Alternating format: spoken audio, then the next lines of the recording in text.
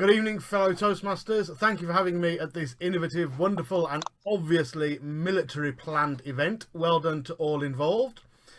I will be evaluating Derek Walsh from Mullingar Toastmasters. Derek is speaking from the innovative planning pathway, and this is level 1, project 2, evaluation and feedback. With a speech entitled Biden's Not So Cheesy Answer, please welcome Derek Walsh. Charles Toastmaster, Club President, fellow Toastmasters, and Tullamore Toastmasters as well. I had previously put the question in my last speech, which I'm now building upon the feedback from. Why not choose cheese for a healthy and happy America? The direction being better diet and lifestyle for that admittedly overweight nation.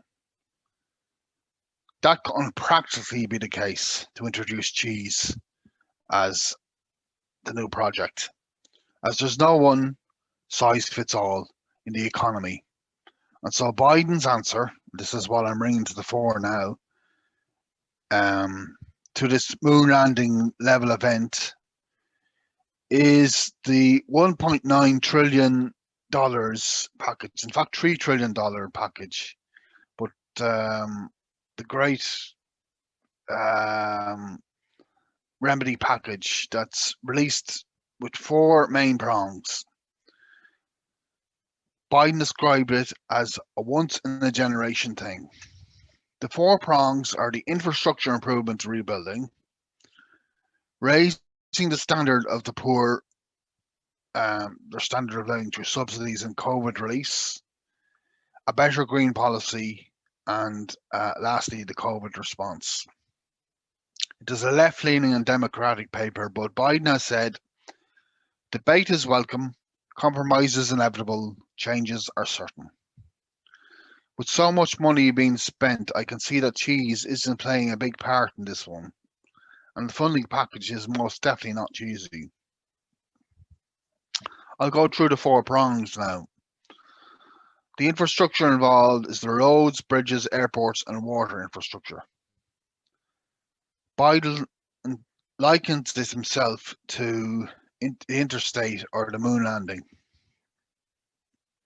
In order to fund this, it is proposed as one measure to raise the corporate tax rate from 21% to 28%, and indeed for all American corporate companies worldwide, ultimately. And this is providing a problem on the horizon for Irish tax policymakers.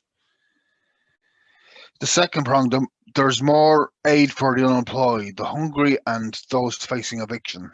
The extension of the COVID reliefs will now run through September 2021. The general level of what the Irish call dole is going from $300 to $400 per week, and the minimum wage is to increase to $15 per hour, with an end to the sub-minimum wage for people with disabilities. As regard to COVID response, there's $20 billion towards vaccination rollout. I think that's an additional $20 billion, and $50 billion for better testing, although that is not exclusively COVID testing, it must be pointed out. In other news, Merrick Garland has been appointed recently as Attorney General. This after 5 years previously in 2015 or 16, I believe, in February, March, he was rejected by Congress from the Supreme Court role. Michael Regan has been appointed as Environmental Protection Agency Administrator, and this is important in the US and will be important in the coming years, as Biden's focus is going to be on the green agenda. So it's not like it was under Trump.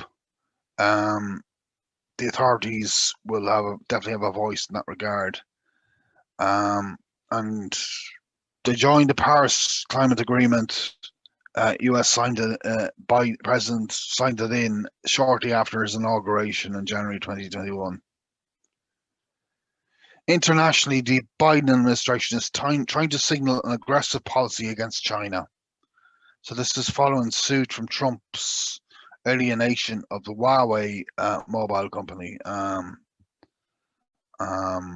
Even today, Biden signaled a new course as regards gun crime law, as he brought in a raft of new laws which make gun crime less likely.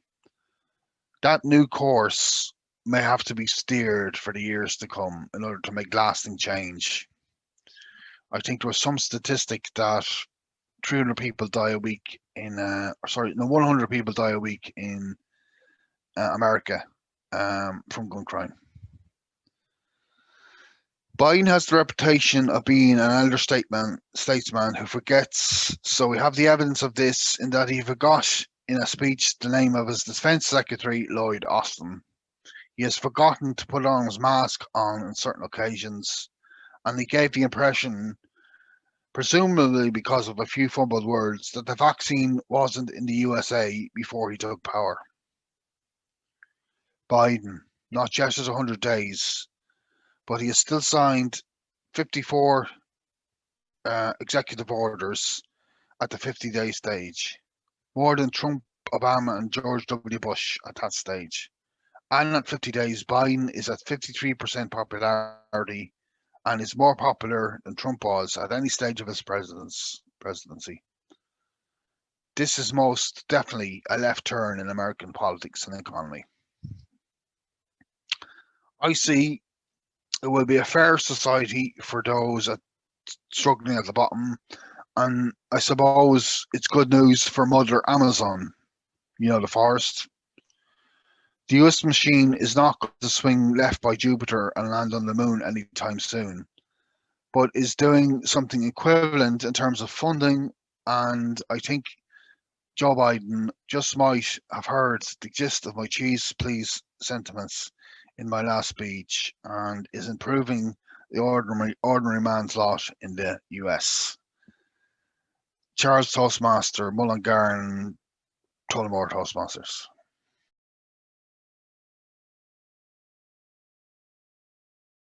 Why not choose cheese? What a fantastic opening line to a speech, because to be honest, I absolutely adore cheese, so I was won over by this speech the second it started. Mr. Toastmaster, fellow Toastmasters, and welcome guests, but especially Derek. Well done on giving your speech. I'm always impressed with anybody who speaks under these circumstances. Even though we're doing it for a year, it's still new to a lot of us, and it's still nerve-wracking and difficult. But you did it. You stepped forward, and especially on a night like this with so many other speakers on, you stepped up to take on the challenge, and you were successful at it. You talked about Biden, and there was a lot of facts and figures in there. This tells me that the speech you gave was so very, very well researched, and it showed. It showed by all those facts and figures. You gave us percentages, you gave us numbers, you made sure that we understood what it was you were saying, rather than just leaving a statement hanging. You backed it up with what you were saying, and I think that's always an important thing to do when you're giving a speech. If you're going to make a statement, have the evidence to back it up, and you did just that. Your tone and pacing was great. I do have some recommendations. So it looked, now I can't say for definite, but it looked as though you had notes for this. Maybe you were reading on the screen, or maybe they're on the side of you. If that's the case, maybe put them down into bullet points so that you have an idea of what you're going to talk about, and it just gives it a bit more natural flow. The other recommendation I would have is you had great tone and pacing, but you had some opportunities to really use a bit of vocal variety. For example, you talked about 100 people dying in 1 week due to gun crime. You could have been a bit more shocked at that, and you talked about how Biden was his popularity was up 53% compared to Trump's. You could have been so much more excited about that, because I'm assuming from that speech that you're a Biden supporter and not a Trump supporter, so you could have really gone over the top with that one. Those are two recommendations for what I think was a fantastic speech, and I'm very much looking forward to being invited back to hear your next one. Mr. Toastmaster.